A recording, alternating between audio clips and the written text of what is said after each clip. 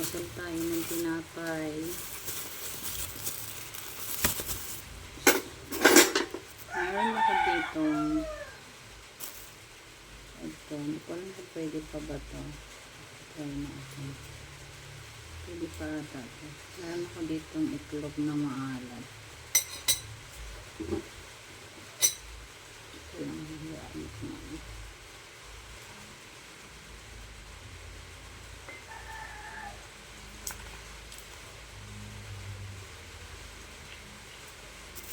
Gawin natin ito naman yung itlog na maalat.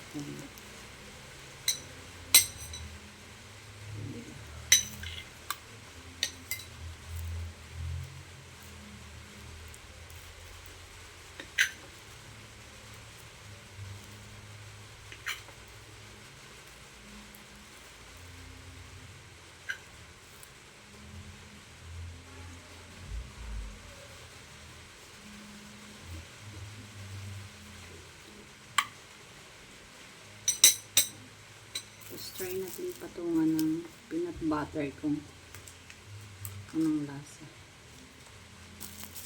Ito yung tinapay na lagyan ko nito maalat.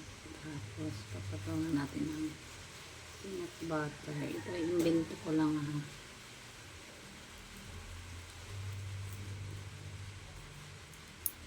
Kung anong magiging lasa nito.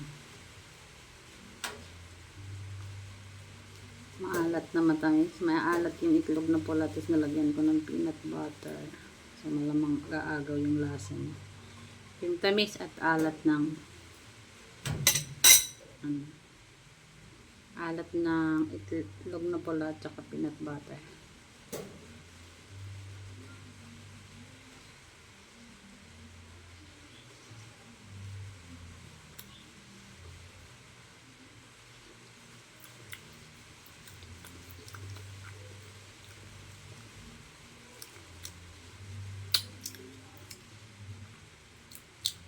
Ang alat ng itlog. Nalalasahan ko pa rin yung alat ng itlog.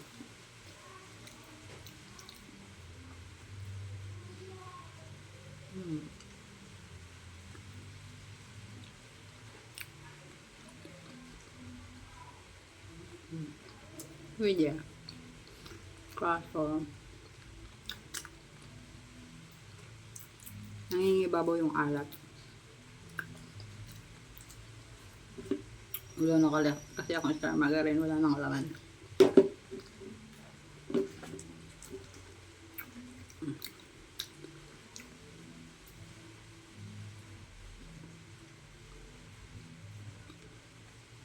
Yung itlog na pula.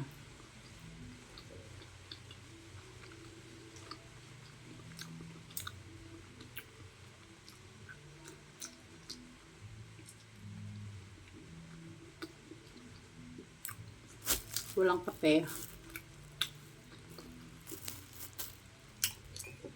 Nalagyan tubig lang.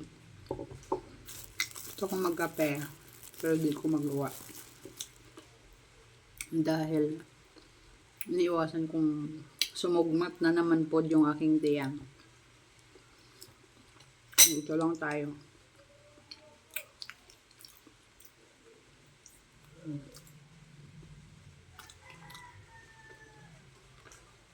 Kakaiba yung lasa.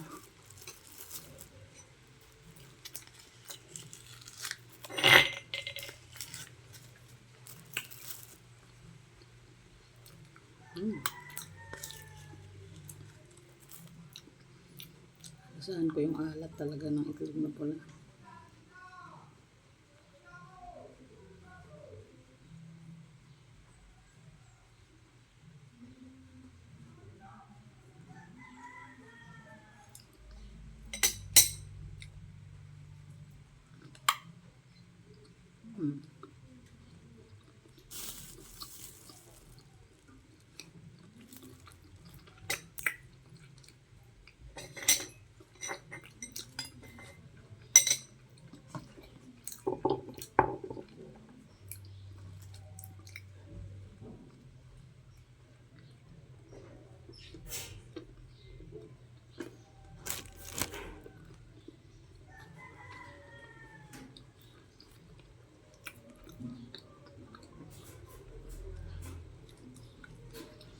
Alat, super.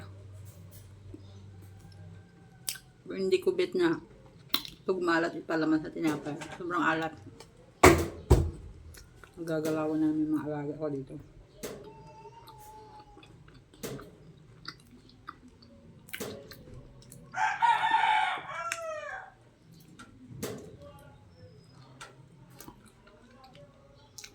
Pero sa akin hindi siya maganda. Ang palaman sa tinapay pag maalat. Sa akin lang ha. Pero alam ko yung iba nagpapalaman talaga ng itlog maalat eh. O parang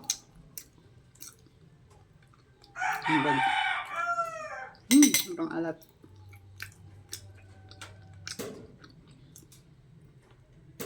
Tagal ko nakubos yung isang braso kasi ang alat. Patay natin ito. Ubos ko na.